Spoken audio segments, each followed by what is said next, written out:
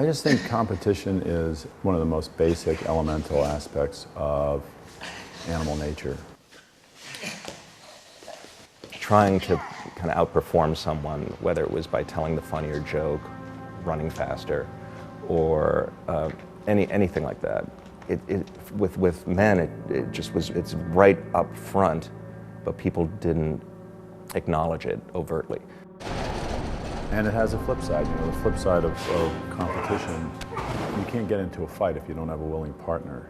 So conflict is collaborative.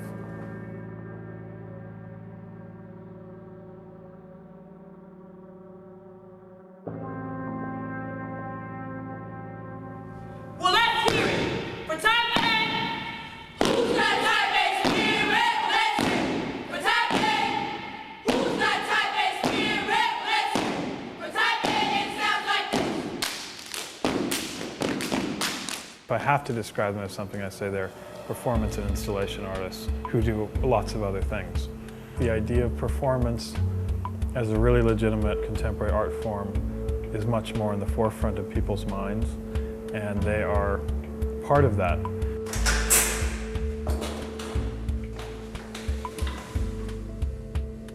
When he and I met, there was competition, just like when I meet just about anyone, but men in particular, you size each other up.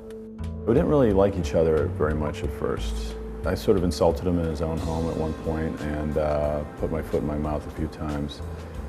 But eventually I needed help. I was moving in a video. I'm mostly a photography person. And at this point I'd been making videos for about 3 years. I had been in grad school from 95 to 97. So for a year or so was making videos, and they were all based on apocryphal version of what my history was. And so we just started hanging out in front of the computer and spending more and more time together, listening to music, sharing, sort of talking about movies, talking about music, and editing work, and just basically it clicked. We had slowly and with many hiccups had developed a friendship. Adam asked me to help him with a video piece that he wanted to shoot. And the piece was inspired by a photograph of him getting his ass kicked in high school. They had a picture of me getting choked with the little subtitle or caption, "Ouch." I basically wanted to reenact it, and I needed someone to choke me and beat me in wrestling. I had been introduced to Andrew maybe 10 months before, and at this point it became obvious. Well, he's taller than I am. He had been studying Aikido for many years, so I knew he was athletic, and he's an artist, so he would understand what I was trying to do, or at least when I said, "Hey, you're going to choke me for, you know, the entire video," that he wouldn't really balk at that. You can see Andrew's not trying to pin me. He's trying to beat me.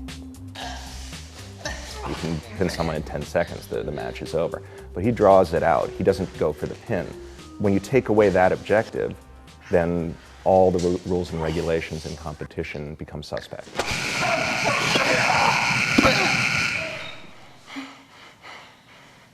Everything from the singlets to the footwear to the headgear to where we were going to shoot was all collaborative. We kind of thought we were onto something, and I said at the time, "Hey, let's do a video a week, every week for a year." We shot this in one day, about 5 hours. The editing, you could argue we could have done in a week, so with that in mind, let's do that. And that lasted for 3 weeks. And you know, one of the videos we started in that 3 weeks was the contests.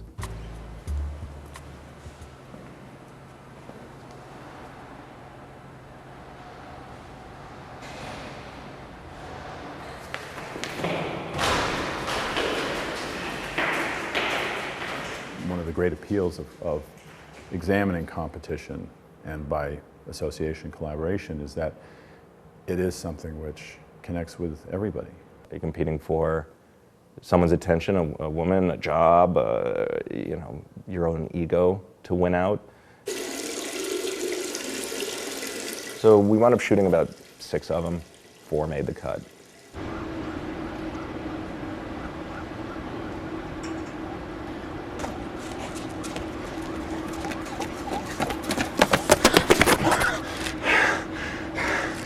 That was the first thing we did officially as Type A.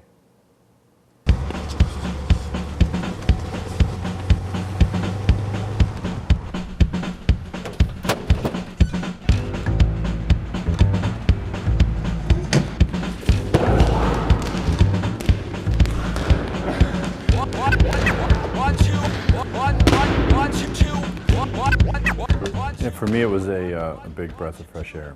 There was an overall feeling of nothing to lose. Like it was almost under the radar. It's just this thing that we were doing, and we knew that we were onto something.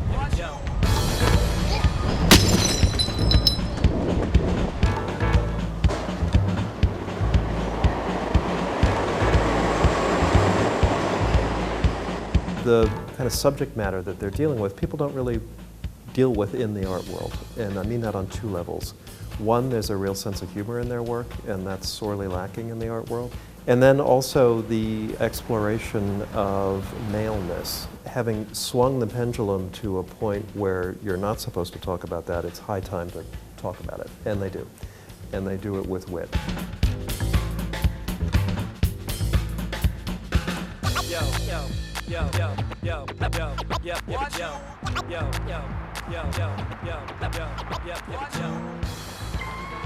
We had realized after shooting a 2-channel video called Reach Reach, where we climb up, counterbalancing each other. And the idea was climb up, pass over, climb down, go off, and we're done. Kind of, I put it this way, like a standalone urban contest.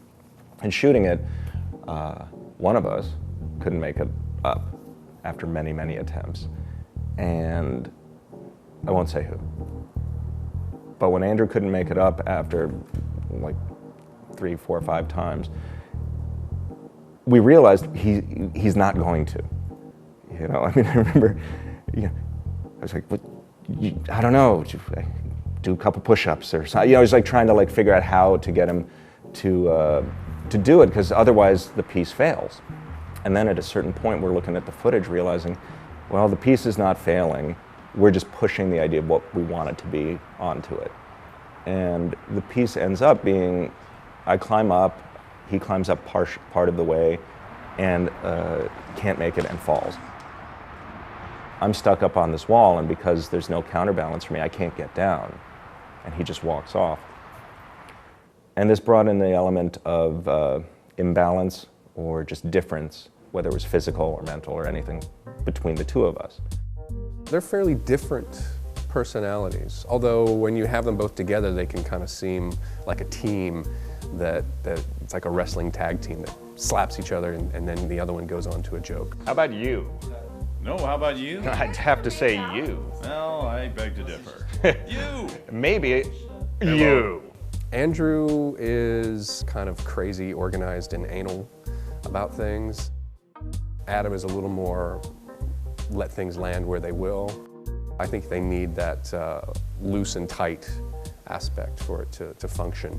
The only collaborative model that I had going into working with Adam from the age of 14 was playing in bands. I'd always played in bands. So that collaborative model was a really powerful one, and one that I always really, really felt comfortable with and really loved. You can fight all you want with your bandmates and they drive you nuts, and that's why bands always break up as soon as they form. But I always liked the interplay, the back and forth, and those conversations that happen. You actually wait for syndication to catch up on pop culture. What's wrong? No, I'm not catching. That's the point. I'm not catching up on pop culture. But it's that I'm you just come in. enjoying It's that you. myself.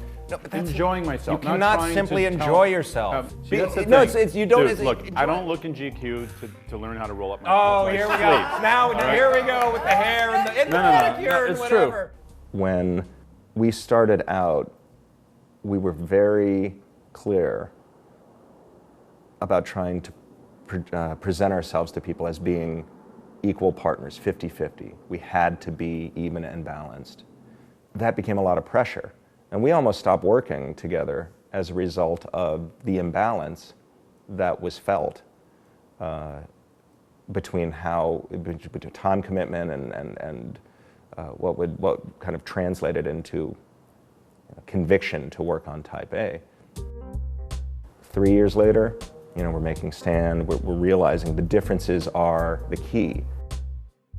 We knew that something was going to change on a gut level, I think. We needed to kind of make a list. A lot of good art making starts with making lists, I think, for a lot of people as a strategy. And so the same thing for us, only we used photographs as that list making.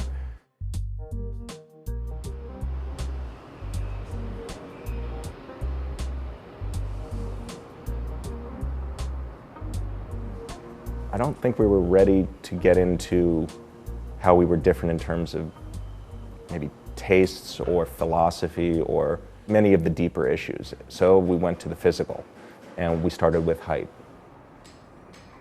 It started really with an effort to move away from competition and move towards a real examination of each other's role in the collaboration, and starting with our bodies. So we wanted to just, in a very simple, straightforward way, take our measurements.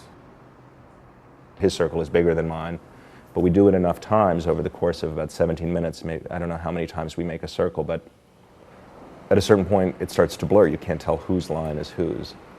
And from the difference we create a shared territory and something that's mutual, and that became our definition of collaboration.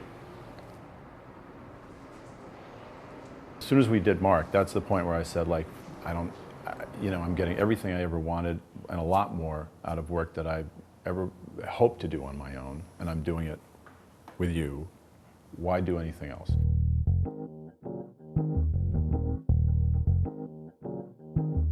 Something emerges from the two differences and that repetition, that time spent to create a third thing. And that third thing is Type A. It's the art we make. It's a relationship. Yeah, but no, how about acknowledge? Just reconfigure to acknowledge the work. Yeah. I like acknowledge. It's good. I mean, we are emulating it, but I like acknowledge. We are, but it's not. When you're working with someone and there's 2 points of view, there's checks and balances, and there's a give and take, which causes an internal dialogue within the artistic practice, which I think refines ideas in a way that doesn't happen if you're an individual artist in many cases.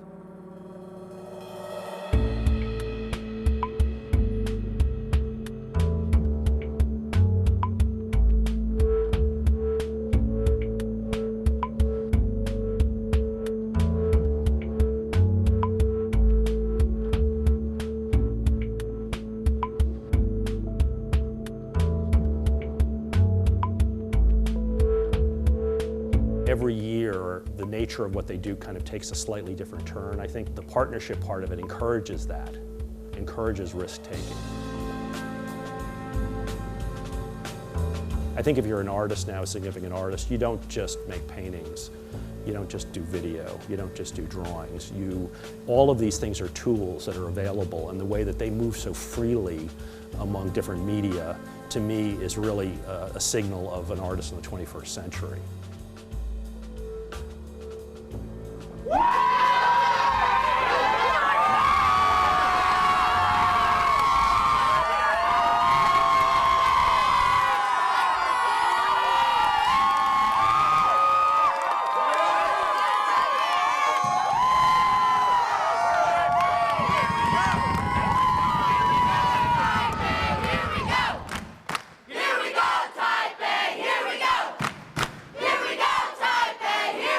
We had the opportunity to work with a group of people rather than just with each other at Andover. And it was the first time we actually worked with other people exclusively, never had ourselves physically in the frame. Our work is essentially, it's very social, and it just so happens that in the beginning that community was just a community of two. We wanted to build that.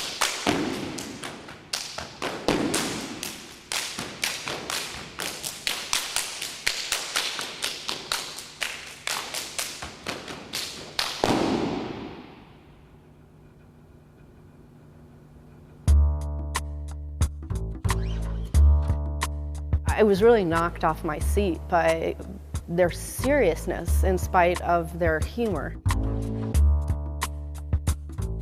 As I was starting to develop the premise for 100 Acres, I imagine just literally depositing them in the park, you know, just dropping them off and letting them roam free and seeing what would happen. We wanted to make a big, brash monument in a way, a big piece of art that was absurd and crazy and rendered useless because of its suspension off the ground. It's a big climbing tower with handholds and all, suspended off the ground high enough that you can't, about 12 feet off the ground, so you can't touch it. The fact that we had a performative element and kind of the humor, or at least the entertainment element, that's something that she wanted to incorporate into we wanted us to bring. So we thought, okay, well, the first idea was go live out in the park, you know, for a couple weeks or something, which of course would lead to one or both of us dying. So we had this idea of doing something performative. Can we do something athletic and fun and challenging as our performance?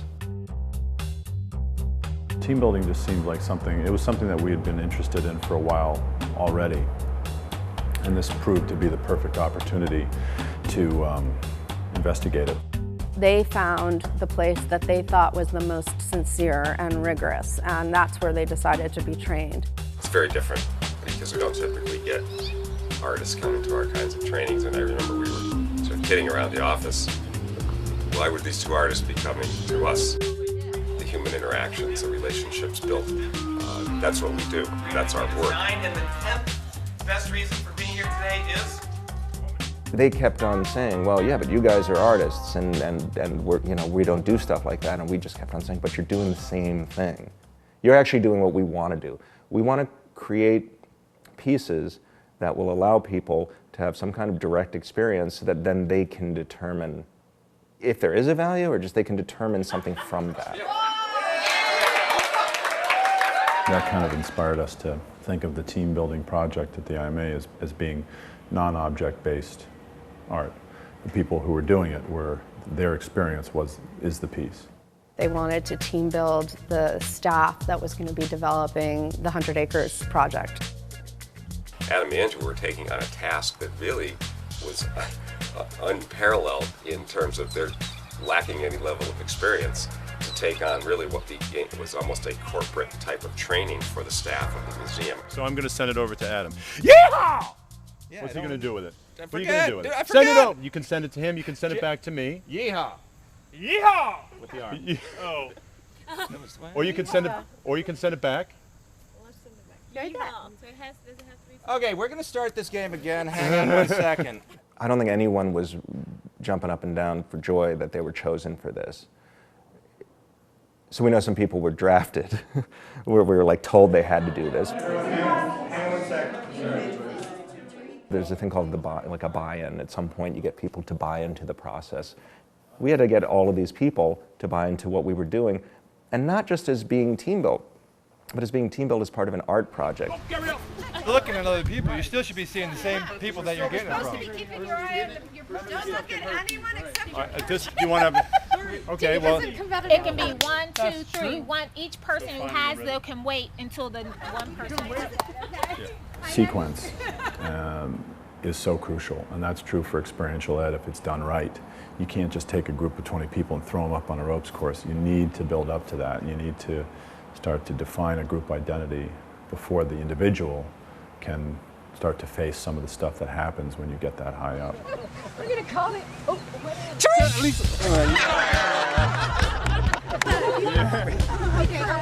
for the Chad! I would say there's a really curious balance between immaturity and like serious, thoughtful maturity. And the tension between those is, I think, where the basis of their practice comes from. Let's say I'm being driven and I go up and I go to hit Andrew and I miss. Yeah. As Andrew's driver, I get to say, miss me, miss me, miss me. It's kind of youth versus old age. Working from the place, a midpoint between being old and being young, and what it means to be old, what it means to grow up, what it means to take on responsibility, what it means to be young and not be responsible. Fire. A lot of the earlier stuff had a very big physical and emotional release. Part of that is still being satisfied by being on the challenge course. I still get to climb, I still get to run and jump and kind of be involved in that play.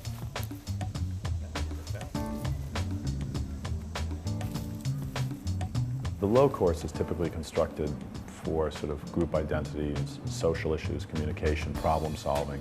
You know, just their body motion, kind of let them fall. Just like that. The consequences on the low course are social consequences. They're the consequences of not listening, of not coming together, not coalescing as a group, not having a shared goal. Step down. He's coming down! He's coming down!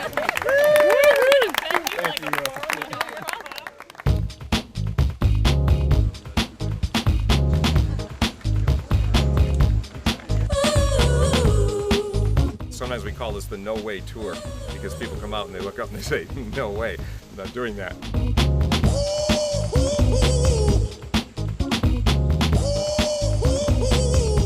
The high course is an ingenious thing because it's constructed to introduce a level of consequence and intensity and single-minded focus. Step up on the staple, okay? Hold on with one hand. Take your lobster claws. Put them both onto the cable. You want to make sure that they're good and on there. Climb down onto the element. You're going to make your way across to the other side. Even though you know how safe you are, your animal nature takes over when you're physically 45 feet in the air and you're walking out on something that you could fall off of at any second. And it forces you to live in the moment.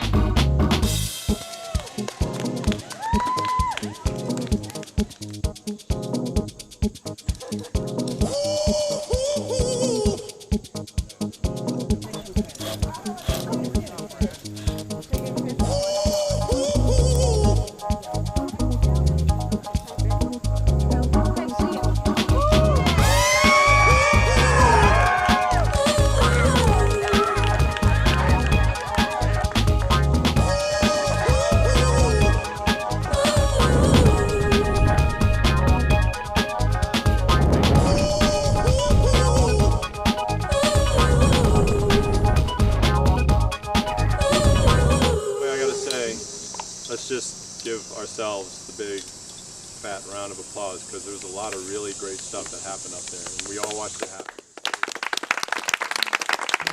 The whole project had been built on a commitment from us that this piece would evolve because of them and with them, that the piece is them. When it came time to really take a critical look at the sculpture, as we were asked to do by the group, it became very clear that we had to re-examine what this sculptural component of the project was going to be. They questioned the tower either by saying that it didn't feel right, it didn't represent things, you know, we're going for something that is growing out of the work we're doing together. So it doesn't really fit, to just flat out, I don't like it, I think it's wrong. You guys had it before you even met us, so what's the relationship there? We wanted to see if we could explore the project further with an object. I mean, in a sense, that was the original idea why we were asked to be a part of it, so we to put something in the park. So what we'd like everyone to do is to reach down and pick up the rope. We were taken back to the adventure basics at High Five. We didn't have the answers before we went in. We were asked to explore after we had gone through something. And just said, okay, we're going to try and make everyone proud. We're going to try and represent something that cannot be represented. Let's say the hands are back. I haven't even done the first one. All right, let's do the first one. Let's do the first one first. And I was facing that way. So. It had to involve time, because time is really that's what we shared together, and that's about all you can kind of put your hands on. We have trees, we have the ground, we have grass, hell, we have the sun. You know, we have all these things that are part of a nature park. We went to just basic forms. They were going to hang these two huge metal rings that were roughly the size of the groups when we circled up. The first ring is up high, it's 27 feet above ground. Then you have the second ring, And what's going to happen is the sunlight's going to be coming in from an angle on June 21st, roughly about 74 degrees in altitude. That shadow will line up with the second shadow, and you'll get one single ring. So it will be perfect alignment for roughly 20-30 minutes during that time, give or take a week, around just June 21st. That repeated act that happens on an annual basis really becomes the metaphor for this very complex process of experience that we all have. It's commemorated with a shadow, or a lack of shadow if it's overcast, but it's this non-physical manifestation of a moment. We went back, we introduced it to the group. The response was very positive. They've chosen to accept all of our team's criticisms, insights, and suggestions. Scrap their original concept and then move forward and make something totally different. I thought that was the biggest moment in the life of this project. The things we were going through as a group, as a team, were leading towards tangible results.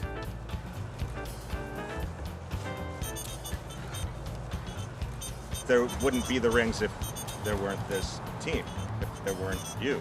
You know, let's harken back to the why the tower moment, which I remember as the tower's horrible and you guys suck moment. The metaphor that's in there, for me in a way, that idea of alignment that Adam was talking about, of us coming as a group, coming together and having the result be a balancing, a syncing up, if only for a moment, and then moving on.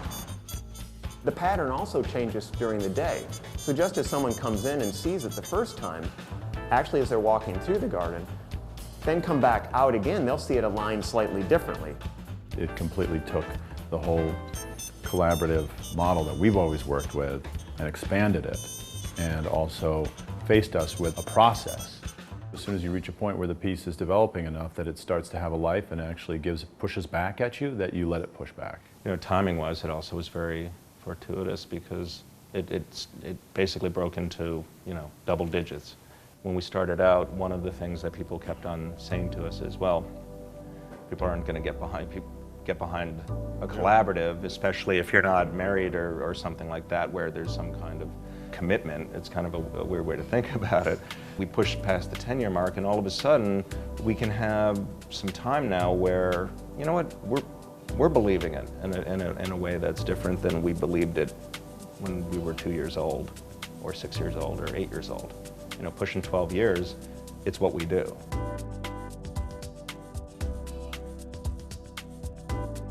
Everything comes full circle. They take you outside of yourself and you always come back to something that was much stronger than the initial idea. They're walking the walk and talking the talk. They're not just saying we collaborate with people. They actually believe it in a very deep way. Anybody who works with them knows that they have this sort of enticing kind of energy that you want to be a part of, and some of it has to do with humor and a kind of casual interaction, but some of it also has to do with real earnestness in terms of committing to a particular set of circumstances and really figuring them out and trying to make something out of them. Really special things can happen in that territory.